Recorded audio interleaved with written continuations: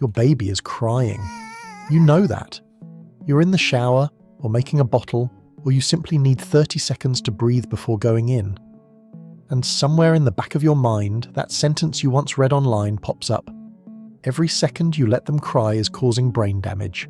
The internet is full of articles claiming that ignoring a baby's crying destroys neural connections, floods the brain with cortisol and leaves lifelong damage. It is also full of articles saying that letting a baby cry for a while is perfectly safe, and that modern parents worry too much. One side makes you feel guilty for taking 2 minutes. The other makes you feel like none of it matters.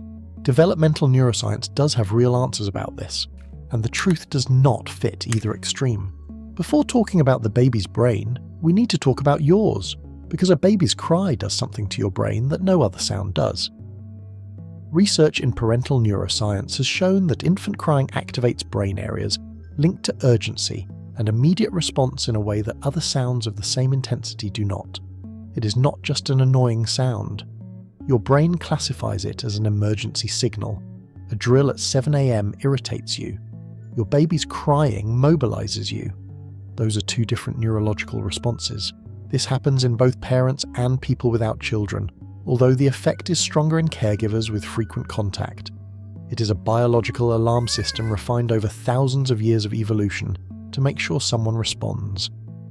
When you hear that crying and feel your whole body tense, when you cannot sit still, when something inside pushes you to go, that is not anxiety. It is your biology working exactly the way it is supposed to. On the other side, the baby who cries is not being manipulative or difficult. Crying is the only communication tool they have. They cannot talk, they cannot come find you, they cannot solve what is wrong by themselves. Every cry is a signal that says, "I need something," sent through the only communication system available to someone who has no access to any other.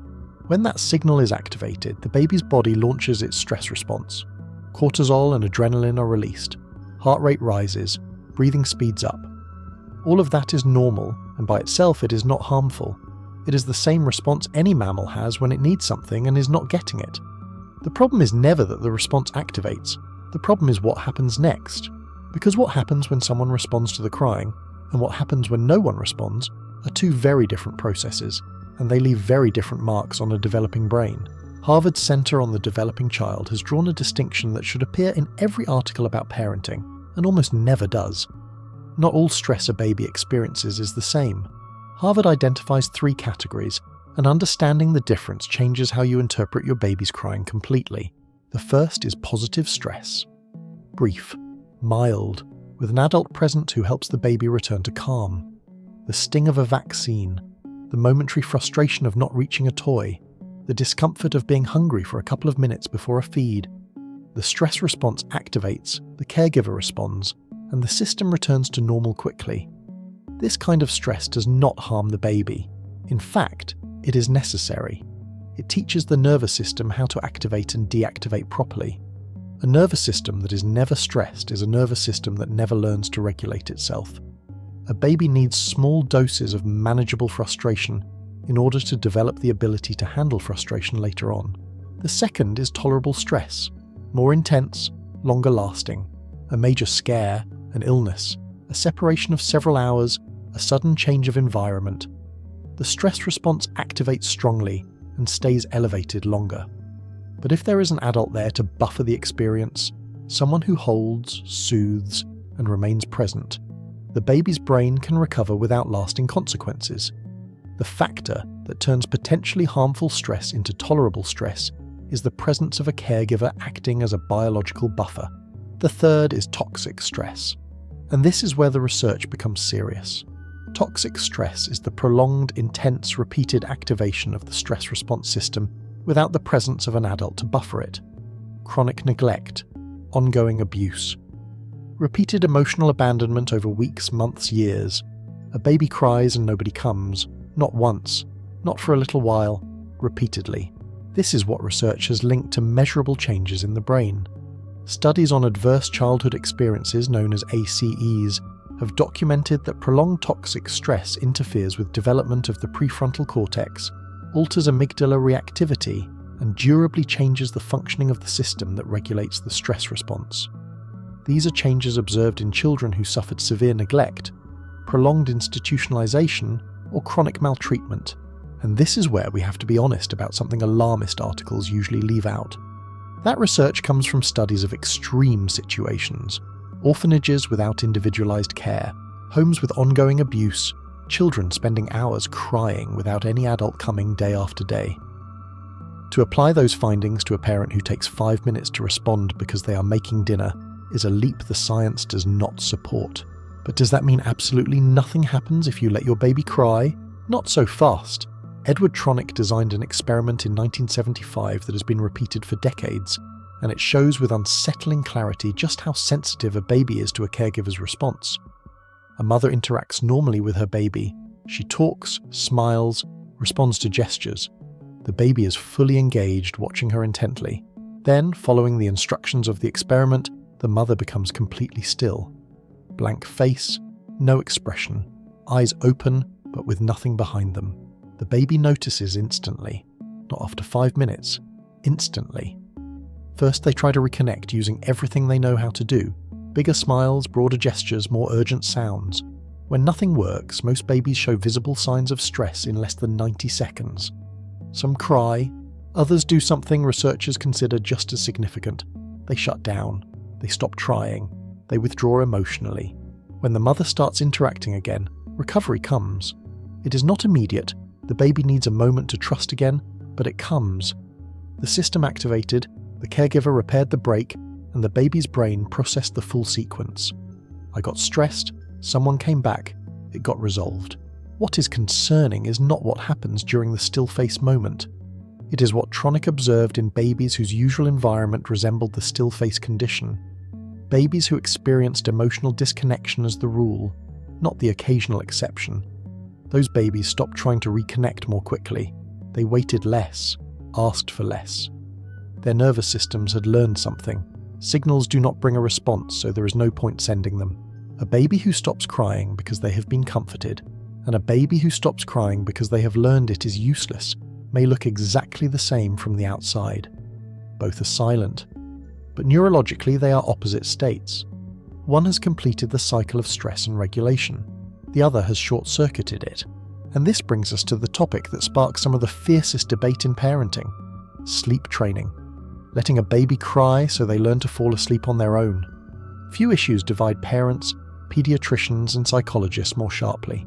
The study most often cited against Cry It Out is the one by Middlemiss, published in 2012. It looked at 25 babies in a hospital-based sleep training program and found that after several days, the babies stopped crying at bedtime, but their cortisol levels remained elevated. The interpretation that spread online was devastating. The babies had not learned to soothe themselves, they had learned to give up. But that study has serious limitations.